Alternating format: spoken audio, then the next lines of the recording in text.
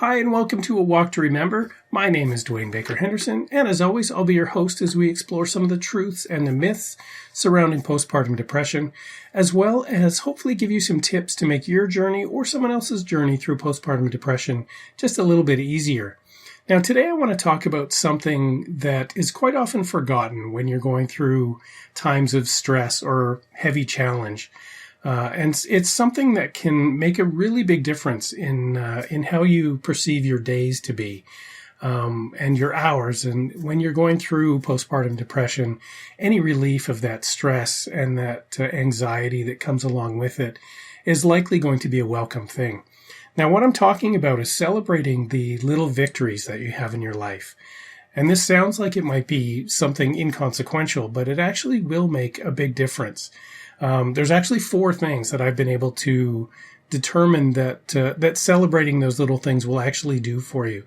The first is that it helps you really focus on the positive aspects of your day and your life and what's going on with you.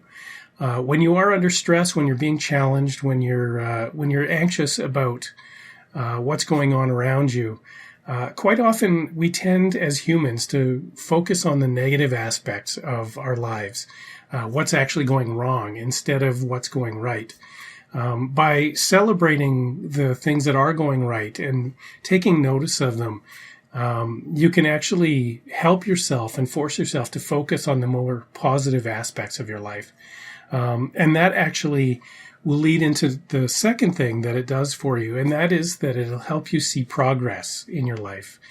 One of the hardest things about depression is that for the person suffering from it, it can seem like it's a really heavy, dark weight that's never going to go away.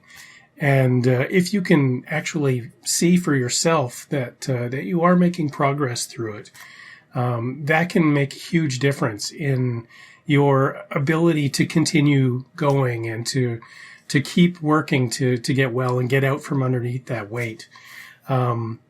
And so by celebrating the little victories that you have in your life, it does show you those steps towards your recovery from postpartum depression or whatever stressful situation you're going through.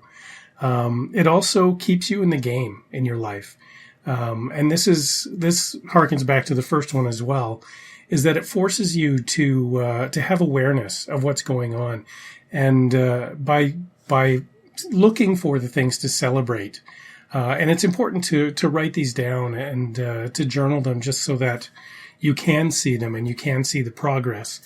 But by doing that, it does keep you involved in your life. I know that when Corey was in the hardest part of her postpartum depression, one of the things she wanted most was just to be isolated, to be left alone, and that can feel really it can make you feel really alone when you follow through on that. So by looking for the things to celebrate, celebrating by yourself is good, but it's always good to celebrate with other people too. So that does keep you act as an active participant in your life. And the last thing that it can do is it can help you to smile. And that may seem like a silly thing, but there's lots of research that shows that the act of smiling, whether it's a real smile or an artificial smile, actually helps to release endorphins into your blood. And those are kind of the feel-good compounds that our bodies make. They can help release stress and relieve anxiety. They're kind of like your body's version of morphine, if you will. It also helps to reduce the amount of cortisol in your blood. And that's a steroid that is involved in the fight or flight mechanism in our bodies. And it does make you hold on to stress and tighten up. And it's part of what is making you not feel so good if you're depressed. So just by focusing on how can I celebrate something? How can I feel good about something even when things seem to be going really badly? If you're looking for those things and you're celebrating them, you might find yourself smiling, and that might release these endorphins and reduce cortisol. So 4 really powerful things that celebrating can do for you. There's actually a 5th as well, and it has to do with the people around you and not so much you, as it can help them have a connection with you. I know that when Corey was going through her postpartum depression and she felt like she needed to be alone, sometimes it felt like she was cold or she was absent, even though she may have been there physically. And that's just a symptom of depression, is that withdrawing from your life. And if you're celebrating the small things that happen, whether it be something really, really tiny, like you're able to phone somebody, or you're able to go out for a little while and do something, or you find that you sleep better through a night or something like that. Celebrating those things and bringing the people around you into that celebration can really make that connection stay strong, even when it's difficult for everybody that's involved. So I encourage you to look for things to celebrate in your life. Write down the things that you celebrate. Write down how you want to celebrate them.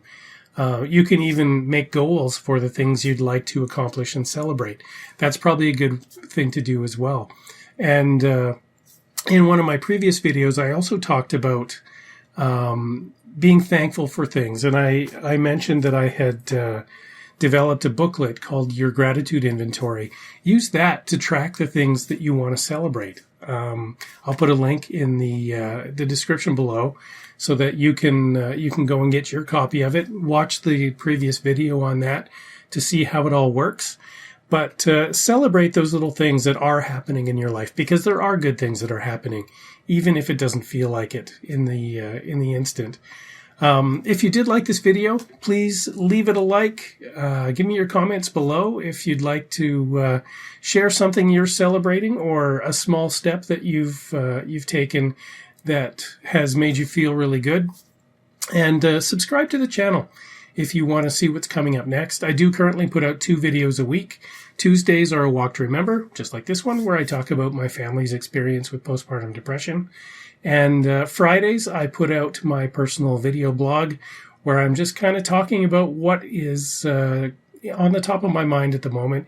Quite often has to do with quotes that I've seen, or experiences I've had with my kids or my family throughout this week. But I encourage you to watch those, celebrate the things that are happening in your life that are great, and we will see you in the next episode.